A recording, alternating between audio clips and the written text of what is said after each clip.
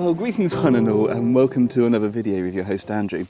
Today you join me here at Knowlton Church, which is a beautiful ancient earthworks and the site of a Norman church, which is not in the best of states, as you can see from behind.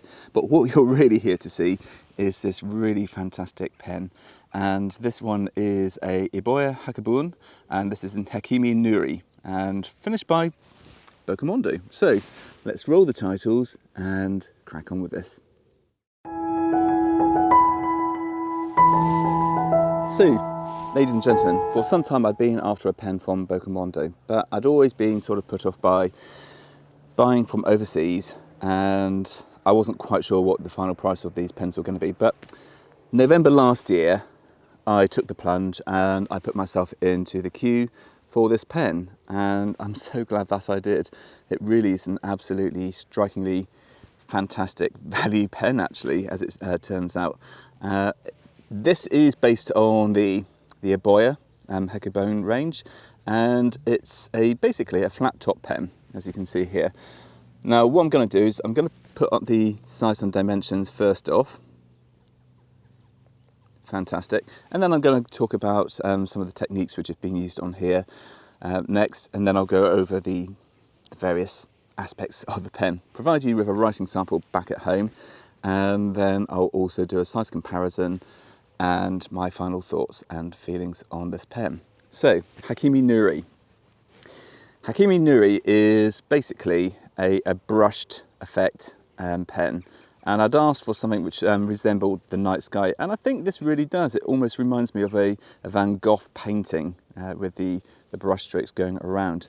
So this technique is quite labour intensive in that you have to build up the texture to start with, and that's done with a haki brush, and it's applied quite thick in these sort of brush marks, which you can see here, and then there's various layers of aluminium powder, and then blue aluminium powder on top of that, and then translucent layers of urushi. So it's a really beautiful finish, as you can see, and as I spin it, hopefully you can really appreciate the actual beauty of this pen. Okay, so that's a brief overview of the actual technique. Now let's move on to the actual features of this pen. So we've got a flat top, and everywhere on this pen we have got this beautiful urushi lacquer technique. And then we've got a fairly short cap, which I guess you can see the actual join, but it's very, very flush with that of the main barrel. There's no clip on here. It's a completely clipless pen. Body's made out of ebonite. And then on the inside, we have got a nib which has been customised by CY from Tokyo Station Pens.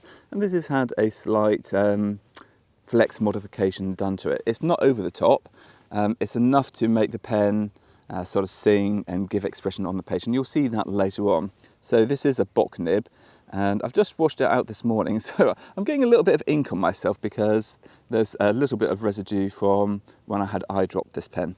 I've tried this in both different formats, both eyedropper and as a cartridge converter, and I have to say that the cartridge converter works far better than eyedropping the pen. Unfortunately, it does have a tendency to leak a little bit, but never mind. So 14 karat gold Bock nib, modified to add a bit of flexibility, plastic feed, which I'm looking to upgrade to getting an ebonite feed because it doesn't quite keep up with the speed of my handwriting, and I think maybe an ebonite feed would be fantastic on this. And I find it quite amusing that Eboya, which is basically the child company of Nikko, which makes the ebonite in Japan, I kind of find it funny that they don't actually make an ebonite feed for their pens. I find that quite amusing, but nonetheless, it's still an absolutely fantastic writer, and you'll see that later on. Underneath the actual section, which I'll talk about in a second, we have got the cartridge converter. I just took this one from another pen, and it's an international style cartridge converter. Okay, let's put this back together. There are threads, as you can see on here, and they are relatively flush with that of the actual section, so you can hold it quite far back, and even though there is a step up, I don't think it's too intrusive. Having said that, there are different sizes of this pen in the pen range, ranging from small, medium to large, and this one is the medium size. And for me, it's absolutely fantastic. It's a really beautiful pen and very comfortable to hold. Now, it's quite interestingly, the threading mechanism is very short, almost like a half turn. So if you are after a pen which will have a very quick uncapping mechanism, it's fantastic. Being Urushi, I would advise from posting this pen. It would be nice if, like on Pilot, they put a little bit of felt on the inside so you could post it, but they haven't. Okay, now on to the main barrel. Okay, so the main barrel is more the same affair. Absolutely fantastic. And then down at the bottom, we have got Hiroko's signature down there on the very bottom. All very nice, and then we've got a slightly smaller flat cap down on the bottom. Okay, so that's the pen overall. I'm just going to give you one final turn of the pen before we move on to doing the writing sample. There we go, fantastic. Okay, ladies and gentlemen, so we have got the Eboya Bokumondoh, which is what I'm going to lengthen this to.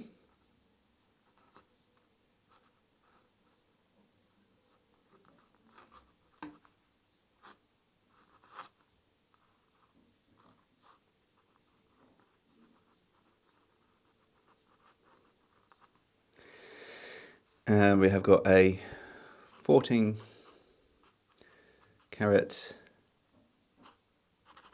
Bock fine flex modification.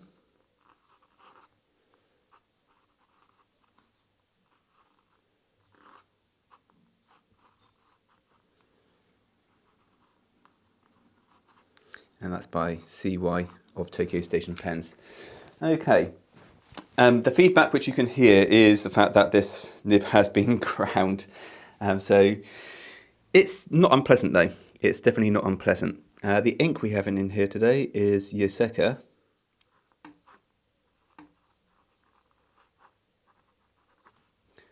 Origin. And it's their green, essentially. It's very nice. It's a little bit light in here because of the nature of this pen. So what we're going to do, let's just write down ink, for those who aren't actually listening. All right, what we're going to do now is the quick brown fox.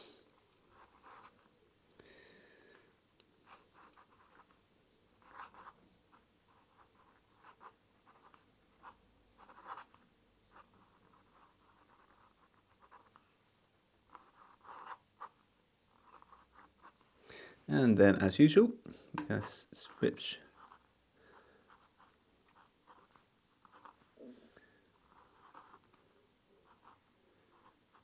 into print.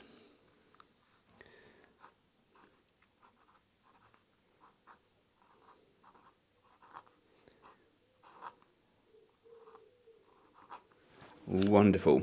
Okay, so what I'm really loving about this nib is you don't have to exert any pressure, and it's fantastic. Absolutely superb. Now this ink is quite dry.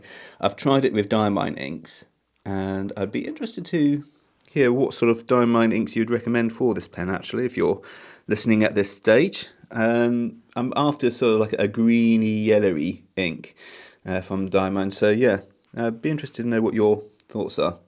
Okay, so what you're really here to see is how well this pen flexes after the modification, I guess. So let's see if we can do the old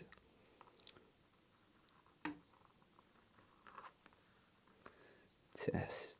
There you go.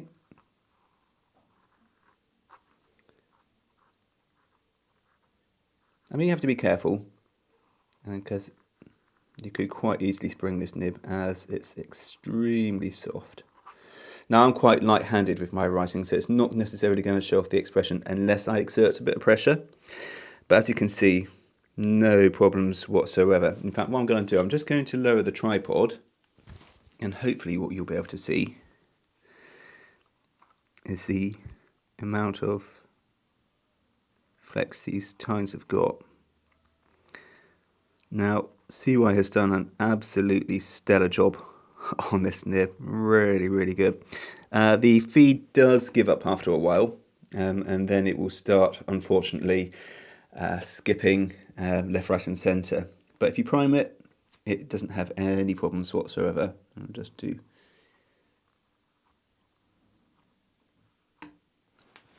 some little strokes like so, so you can just see what sort of line width we get from here to here, and it's really beautiful. Okay, so can this pen reverse write? Let's have a look.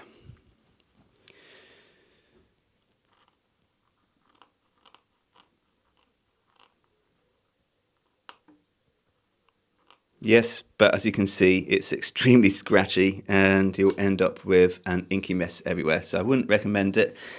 You can, if you're doing it from an artistic perspective and you're leading down on the nib, you can get some extremely fine detail. So from that perspective, yes, absolutely.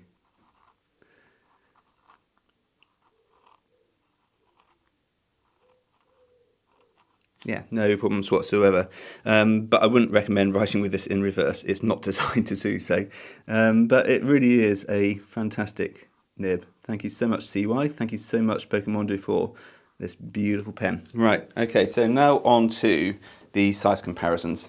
Okay, ladies and gentlemen, so what we have here, we have got a Nakaya Cigar Piccolo in Midori Tamenuri. Then we've got a Wet n Wise Comfort from Tamenuri Studios in the Koronuri finish. Then we've got the Hakobune from Eboya with Bokumondoh's Hekimi Nuri finish. Then we've got the Leonardo Officina Italiana Memento Zero in Blue Hawaii. And then we've got the Santini Libra in Ambra. All very nice pens. As you can see, they all compare relatively the same with only two noticeable differences. And that is the, stay up, and that is the Leonardo and the Nakaya. They both are a little bit different in actual scale. Right, so let's just uncap these and then we'll have a look at some of these in closer comparison. In fact, I'm just going to take these two out of the way and just have a look at some of the wonderful Urushi pens which I've got. Okay, so this is quite interesting because the capped version of the Wet n Wise Studios definitely appears to be about the same size. But as you can see from the caps here, if I place them down here,